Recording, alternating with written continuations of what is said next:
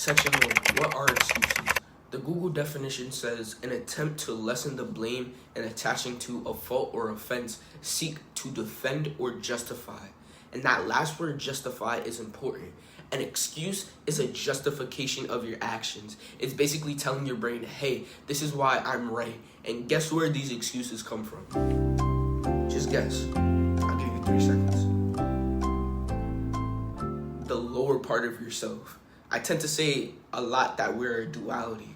We are everything: good, bad, smart, dumb, lazy, hardworking, loving, and hateful. We just tend to exercise one of those sides over the other. But that doesn't mean just because we're hardworking that we don't have the capacity for laziness, and vice versa. There's always an inner battle between the decision to go to the gym or not to, or to work on the business or not to, or to study or not to. It's those two voices that are saying it doesn't matter how you feel, go and do it. And the other one is making an excuse. And the other one, usually, that's making the excuse is louder and stronger and has more of a pull than the one that's telling you it doesn't matter, we have to work on this. And the voice you should be listening to is weak and spineless for now. What people must realize is that this is an inner battle. It's you. And the only thing you can control is you. You have the option to listen to the weak and spineless, but ultimately right part of you. And you have to listen to it, because what happens when you listen to it over the part that's loud and strong and makes excuses is that part of you that's loud and strong and makes excuses gets quieter and has less of a pull to you, only by a little bit. But if you listen to that side that's telling you it doesn't matter, do it anyways, that higher part of yourself, it gets stronger and louder, and those pitiful excuses are nothing anymore. Like when you start consistently doing these things and listening to that higher part of yourself, but ultimately weaker part of yourself that has like less of a pull towards you, right? That's telling you it doesn't matter. You see that the excuses get less and less, like you're making less excuses. This is essentially the essence of excuses. They are justifications said by the lower part of yourself, the part that doesn't want to see you win, the part that really just doesn't care about you all that much. Once you realize this, you'll see how stupid you are for listening to them for all these years, how stupid you are to listening to these excuses in that lower part of yourself for all these years. Section 2, excuse number 1, environment. I realized that every single excuse someone has for not doing something falls into 4 categories: environment, why, time, and fear. And the good part about this is, since excuses are emotional in nature, they're guided off emotions. I don't feel like doing this today. This is an emotion, right? And what we can do is we can use logic and practical action to dismantle them. So first, environment. What does this consist of? Anything outside of you, so your family, friends, and your house classify as your environment. Anything external is considered your environment. And what we're going to basically classify as environment in like this setting is your family, friends, and your house, right? So let's start off with your house, or like where you are basically. A lot of people, especially me, makes excuses that I have to be in a certain space in order to work at my best. That's actually a valid excuse, I'm not gonna lie. If you're like moving from here and there, your like productivity will objectively go down. Like for example, I was at my dad's house for spring break around sometime this year, and usually I'm at my mom's house, and that's where I'm at like the most productive. I do deep work, I read, work out, go to boxing. I'm my most productive when I'm at my mom's like house. But at my dad's house, none of those things crossed my mind. For basically a week and a half, I did nothing but sleep in, sleep late, sat on the couch, ate copious amounts of food, doom scrolled, binge watched TV, and I was basically a Discord mod, right? And the excuses when I was in that place were loud and clear. I was like, I'm in a new place. I can't script, I can't record, I can't go to boxing, it's too far. There's no place to work out. And ultimately, all those things I could have done. I probably just had to make a few adjustments here and there. But I wasn't really like willing to do it. So I went down a path of excuses and bad habits. Now, the reason why environments have so much pull towards our work or goals is because I believe there's a certain identity attached to a specific environment. And when we aren't in that environment, our identity basically goes to its lowest self. And you have to build that identity back up in that new environment. So what can we do about this excuse? I'm in a different area, I don't have to do this. Like, I'm in a different area, I can't work at my best. Well, it's simple. Stay in the environment that you feels makes you the most productive, and don't leave it until like you absolutely have to leave it. Have a static environment, not a dynamic one. Or in other words, your environment shouldn't change all that much, because if it doesn't change, what sense does that excuse make, right? What sense does that excuse that, oh, I'm in a different place, because you're not, right? So that excuse is futile now. So basically just see where it is that you work the best. And almost always it's in the comfort of your own home. And what I mean by work is anything. It can be when you're at home, you're the most consistent of things like your diet, your workouts, workout intensity, your sleep time, you do your meditation, you're not doom scrolling, you're studying for hours or doing deep work, working on a project consistently, then stay there. If you're consistent in the good habits in that area, stay there. Don't deviate off into another environment where you're gonna have to build up your identity all over again and do all the hard work and go through all that hard shit and struggles, right? So the first thing about the environment in your home, stay and always stay in the place where you know you are going to be the most productive and work the best at. And don't leave it unless you absolutely have to. Until you're forced to leave that spot, don't leave it and don't deviate off of it. Now, let's say like you actually need to leave your environment. Maybe you're forced to go on vacation or something. Basically, something happened and you have to leave the environment you're the most optimal at. What do?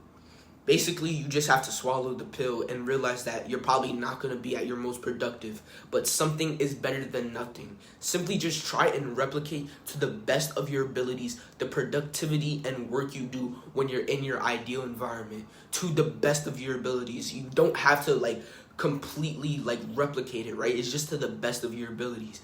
And realize that you're most likely not going to be 100% productive during that vacation or during while in this new environment, and that's totally okay. Also, another thing about environment is to let it help you. And what I mean by this is if you're trying to lose weight and eat healthy, your environment shouldn't have junk or processed foods everywhere you look, right? It should have healthy, one-ingredient foods. If you want to work on your business, your environment should have no distractions such as your phone, TV, clothes everywhere in your room. Your environment should help with limiting distractions and basically help your brain not get distracted as easily. And hopefully you get the point. Your environment should make it easier for you to get to your goals, not harder.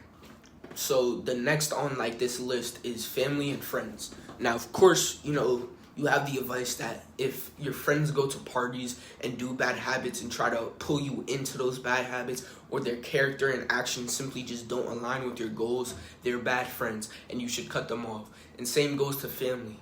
Even if you're blood, it doesn't mean you have to associate with them. Love them from a distance, as they say. But people often miss, what do you do if good friends invite you to something or want to hang out, or good family wants to do something and hang out? What do you do then? If you don't want to go and hang out with family or friends, that's fine. Trust me, if they're good family and good friends, they really won't hold it against you if you just tell them, I don't really want to go. They'll respect it and move on, trust me. I'll call myself a good friend personally. And countless times, my friend said, nah, I don't really want to hang out right now. And I totally respected it because I get it. Just because you're friends doesn't mean you have to be with each other all the time, right? Just because you're family doesn't mean you have to be with each other all the time. Sometimes you just need your alone time. And I respected it and I didn't hold it against him. A lot of the times we feel like we owe it to our friends, especially if they're good friends, to hang out with them. And we start to make excuses like, oh, the business can wait. I'll just go to this. I haven't seen them in a long time. Or, oh, I don't have to go to the gym. I can wait. Let's go over here. My friends are here, right? Even if you don't really want to go, you just feel like you need to go because you owe it to them as friends, especially when they're good friends. You owe it to them because they're such good friends, right? But trust me, a true good friend doesn't really care and will respect your wishes if you just tell them, I don't want to really go, I want some me time. Realize that nobody is entitled to your time. This goes for good and bad friends, good and bad family. Nobody, and I mean nobody, is entitled to your time because it's your time, right? Meaning you can spend it however you want. If your want to have fun with your friends is greater than the want to achieving your goals, then by all means go. But if your want to achieve your goal is greater than the want to having fun with your friends, the excuse like this decision and this conflict of whether you should say no or not to like hanging out with them should be a no-brainer. It should be a no all the way, because your want to achieving your goals is greater than that want to having fun with your friends. And the excuse to even go to that party when you know you need to work on the business, or hang out with your friends or family when you know you should be studying or working out, doesn't even make sense anymore, because whichever one you pick between having fun with your family and friends and your goal is the one you do over the other. And it's simple. So if you picked your goal and your friends or family call saying, do you want to go to this event or you want to hang out, you simply just say, no, I'm studying, no, I'm working on the business. And if they're good and understanding, they'll understand that. But that doesn't mean you like are completely just an ass and you don't go to anything. When you've made consistent like progress and you're consistent and you're making good progress in this and that, a day or two of hanging out with them won't hurt at all. That's of course if you truly want to. But when you're making progress in your goals and you're seeing that you're accelerating it, like to your goals, you can have a day or two of you just having fun with these people you hold dear to you. Also, simply, you can do this on like a daily level. Make some time for them. Block an hour or so of your day where you just text or call them and just catch up, talk about your days. Even if you're grinding, you can take an hour a day to call and reach out to those friends and family that you like care about. Section 3, excuse number 2, you don't have a strong why. Why is the most important question. If you don't have a strong enough reason why, you can't bear anyhow. A quote by Nietzsche. And basically, if you don't know why you're doing something, you're more likely to give into excuses because you don't have a strong foundation. A strong why means a strong foundation. So what makes a strong why? I'm going to tell you.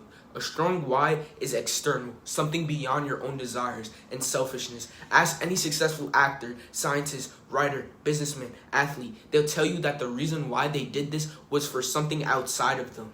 Maybe it was to help their mom get out of poverty. Maybe it was to make an impact in the world, to help people. Maybe they valued the business itself or the work itself, and that is why.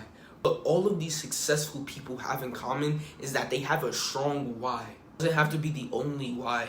They can have like other whys, but they have to have a strong why that's outside of them.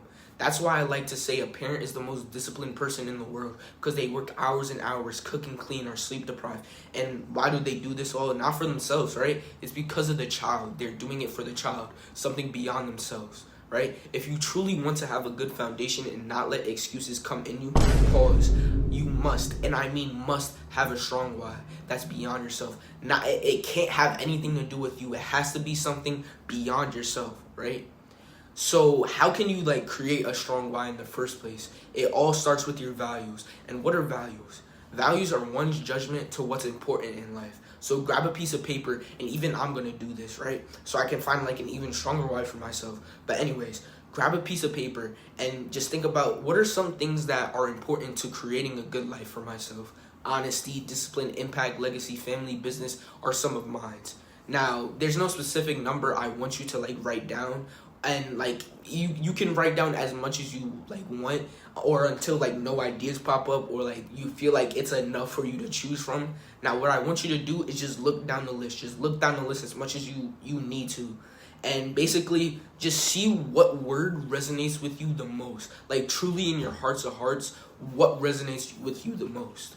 And now what I want you to do is relate that value that you resonate with like the most with your goal. And relate it to your goal in a way that doesn't include you. So for example, if you picked family and your goal is to get an aesthetic body and eat healthier, you can say, I want to get an aesthetic body and eat healthier so I can live to see my kids and being able to play with them and be a role model to them. Boom. Now, every time the excuse that you have to not go to the gym, or I don't really feel like going to the gym, this or that, think back to that why. And it'll remind you that you're doing this for your future kids, not yourself. And you see that all of a sudden you want to start going to the gym now. Or if it's impact, right? One of the values that you resonated with the most is impact, and you want 10K a month. You can say you want the 10K a month to make an impact on people's lives and help them and help like people in need and all that stuff, right? So every time you're like, nah, I don't really work on the business, I don't really want to work on it right now, it's too hard, I want to do something else. Just think about how you're not doing this for you per se, you're doing it to help others and make an impact on their lives. And you see now all of a sudden you want to work on the business. I mean, the possibilities are endless. It's just the most important part is making sure that this why doesn't involve you. So none of that because it helps me grow so I can be rich and go to Dubai so I can attract girls and fuck, none of that. Have a why with merit, not a shallow why. Have a why that's deep, that has merit, that's actually important to you. Whatever it is, a why that is selfless is the best. We thrive off being selfless and altruistic. We are at our most strongest when we're doing something for someone else, right? We're doing something for someone else that's beyond ourselves. And I know, especially me, I preach about, do it for yourself. I preach a lot that it's your life, you should do what you want, right? And although that is important, right? You should, have a purpose for yourself, right? And you should do things for yourself, right? That doesn't mean what you want for yourself is the best thing for you, because part of you doesn't want to see you win, doesn't want you to be successful. Doing things for you can be too unreliable, and that's probably the reason why you have so many excuses, because you're doing when you feel like doing it. But when you have things beyond yourself in the mix, it's now a duty for you to do it, right? And a duty doesn't matter how you feel, how you're feeling today. It's like you have to owe it them. You have to owe them this. And you love this thing way more than you love yourself. That's why you'll be happy to give advice and help people, but you won't even help yourself. There's a part of you that doesn't like you. And if you do things for yourself, that part of you that hates you, that doesn't want to see you succeed, has a chance to slip through the cracks. But if it's something outside of you, there's no way it can slip through the cracks, because you're not even doing it for you. You're doing it for something else. You're doing it for someone else. Section 4, excuse number 3. It's not the right time, or I don't have time to do it. I learned this from a sales trick from Alex Ramosi. When a person says they don't have enough time or that it's not the right time, simply ask yourself, then when is the right time? And that's a rhetorical question, because the right time is now. If you start now, you get over that starting phase where you're trying to figure out everything, and you're in all this pain, you're on in all this uncertainty, you're not really making progress. This is why I hate the term maybe next year. What about tomorrow? What's the difference between next year and tomorrow? There's absolutely no difference. They're both days. But if you start now, that means you have the extra time to develop the skills and progress in that thing. So this excuse of it's not the right time is just a justification for a bigger problem, which is perfectionism. The need for everything to be perfect before you start. And that once everything is in the right place, everything, the pieces are in the right place, all of this, then you can start. Then you can live happily ever after. But truth is, nothing will be perfect. And that ideal situation you have in your head is actually just a way for you to run away from those negative emotions and struggles you will inevitably feel when starting this thing. This excuse is just a way for you to procrastinate because you're too afraid to feel these emotions and struggles. And to that, I'll say life is struggling. If you're not willing to struggle, you're not willing to live. I mean, if you really want to do this thing tomorrow or next year, the struggles and pain aren't going to go away. So why not get over that period now? Saying you're too busy or there's not enough time to do it is bullshit. 24 hours in a day. On average, you sleep 8 hours, but most likely you sleep even less than 8 hours, right? But just for the sake of it, that's 16 hours to do what you want. School or work is 6 to 8 hours. Add commuting, and it's more 8 to 10 hours of school or work. So you have 6 to 8 hours of free time you can spend towards your goal. And you're saying you don't have enough time is just straight up bullshit. If you just stop doom scrolling and indulging in instant gratification and just wasting your time, right? You'll realize that you have a lot more time than you would like to admit. You're just saying that excuse to make yourself feel better for not finally taking action. If you simply woke up 3 hours before you needed to go to school or work out, work on the business, come back from school or work, do homework if you have it, if school, do more work for a couple more hours and learn for a couple more hours, you can see even with school or work, which is a chunk that takes up 8 to 10 hours of your day, you can still be productive because there's just so much time that we have in a day. If you feel like you don't have enough time, wake up earlier and use that time in the day where you aren't doing all that much to reach closer to your goals. These excuses are bullshit and simple logic destroys them. Section 5. Excuse number 4. Fear failure. Oh, what if I fail? This might be the dumbest, and I mean dumbest excuse of them all. You're not going to try and work towards your goal and do the hard shit because you're afraid that you'll fail. That might be the dumbest shit I've ever heard. You don't even try. Like, if you don't try, how will you even succeed? The only guarantee for you to fail is not trying the thing objectively. If you don't try, you have 100% chance of failing and not achieving that thing. If you try, yes, there's a risk that you're going to fail, but everyone fails. Failing is good. It helps you learn. If you're so self-centered and egotistical that you think you just get this on your first try, you're delusional. Things that are hard, you're going to fail at. It's just that plain and simple. It's an objective fact. That's why they're called hard things. Hard things aren't easy, meaning that you're going to fail. You're not going to get it first try.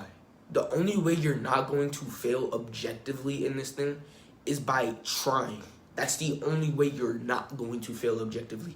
The way that you're going to fail objectively is not trying, not even making an effort. So this whole notion that I'm not going to try because I'm afraid to fail doesn't even make sense, because if you don't try, you automatically fail objectively. Like, for example, if I want to, like, get an aesthetic body, right? But I don't even try to fix my diet. I don't even, try and, work out with intensity. How am I going to get the aesthetic body? Let me know.